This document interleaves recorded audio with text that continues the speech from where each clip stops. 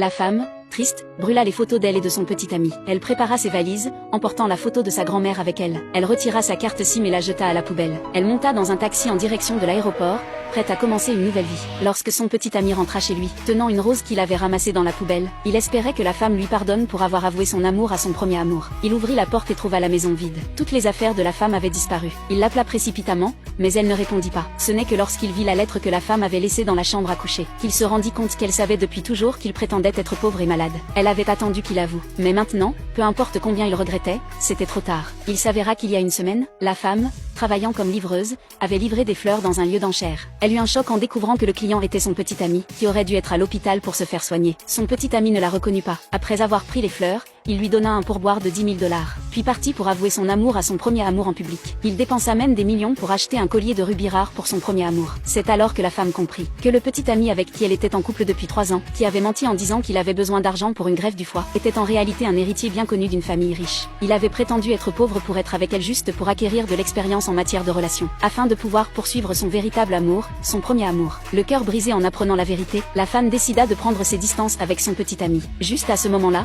elle reçut un appel de son patron. Son patron avait l'intention de la transférer au siège de Shanghai, ce qui doublerait son salaire. Elle accepta immédiatement. Cependant, il restait une semaine de travail de transition. Après avoir raccroché, la femme commença à faire ses valises. Soudain, elle se leva, se sentant étourdie, et s'évanouit. Lorsqu'elle se réveilla, la seule compagnie était le chaton qu'elle avait élevé avec son petit ami. Elle se sentit à la fois déçue et quelque peu réconfortée. Se levant difficilement, elle prit quelques pilules de médicaments contre le froid. Elle pensa à toutes les fois où elle avait travaillé sous la pluie et dans le vent pour livrer des repas pour les frais médicaux de son petit ami. Maintenant, elle était malade et elle avait l'impression que tout cela n'avait servi à rien. À ce moment-là, son petit ami arriva chez lui avec son premier amour, disant que le dortoir de son premier amour était fermé, donc elle passerait la nuit chez eux. La femme jeta un coup d'œil à leurs mains entrelacées. Sans dire un mot, elle se rasseyait sur le canapé. Son petit ami supposa qu'elle avait accepté. Indifférent, il flirta avec son premier amour, lui demandant même de préparer le homard préféré de son premier amour. La femme fit semblant d'accepter, mais en réalité, elle prépara un plat pour elle-même. Pour se venger, le premier amour jeta secrètement le chaton par la fenêtre lorsque la femme ne regardait pas. La femme,